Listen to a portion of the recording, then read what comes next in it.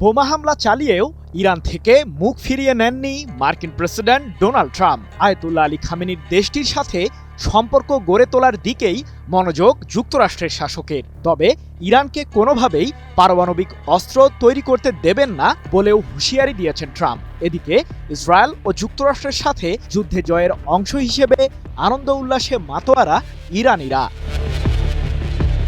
টানা 12 দিনের Israel Iran ক্ষেপণাস্ত্র যুদ্ধের সমাপ্তি হয়েছে। 24 জুন থেকে দেশ দুটি একে অপরের বিরুদ্ধে সামরিক আগ্রাসন বন্ধ করে।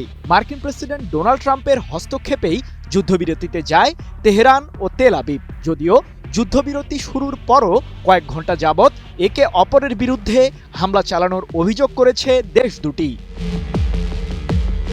ইরান পারমাণবিক অস্ত্র তৈরি করছে।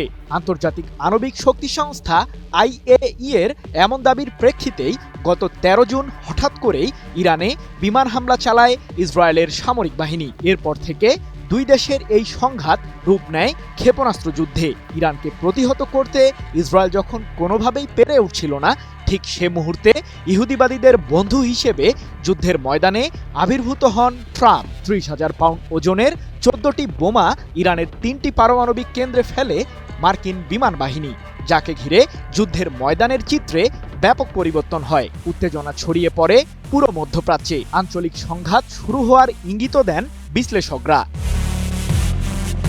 কিন্তু সকল জল্পনা কল্পনার অবসান ঘটান প্রেসিডেন্ট ট্রাম্প। ইসরায়েল ও ইরানকে যুদ্ধবিরতিতে যেতে শেষ পর্যন্ত রাজি করান মার্কিন শাসক। এবার সেই ইরানেরই সাথে সম্পর্ক গড়ার ইঙ্গিত দিয়েছেন ট্রাম্প।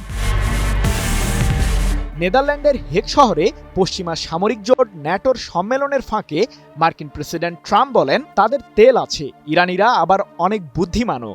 এমনকি তাদের কাছে একটি দেশ আছে, তারা দ্রুতই ঘুরে দাঁড়াবে। ইরানের সাথে একসময় আমাদের সম্পর্ক গড়ে উঠবে। 25 জুন এক প্রতিবেদনে বিষয়টি নিশ্চিত করেছে কাতার ভিত্তিক সংবাদ মাধ্যম আল জাজিরা। তবে ইরানের পারমাণবিক অস্ত্র তৈরিকে ঘিরে সতর্ক অবস্থানে ট্রাম্প। এ প্রসঙ্গে তিনি বলেন, ইরান চাইলেই এখন বোমা বানাতে পারবে না, তারা পারমাণবিক অস্ত্র তৈরিতে যাবে না এবং ইউরেনিয়াম সমৃদ্ধকরণও করবে না।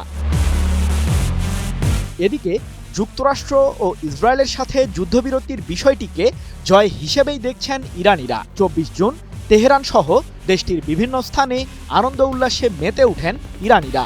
এ সময় তারা ইরানের জাতীয় পতাকা সহ দেশটির সর্বোচ্চ ধর্মীয় নেতা আয়াতুল্লাহ আলী খামেনি ও যুদ্ধে নিহতদের প্রতিকৃতি ধারণ করেন। নারী ও শিশু সহ সকল স্তরের মানুষের অংশগ্রহণে এই আনন্দ মিছিলে প্লেকার্ড হাতে দেখা যায় তাদের, যাতে লেখা, আমরা শেষ পর্যন্ত অটল থাকব। সৃজন মাহমুদ, নিউজ 24।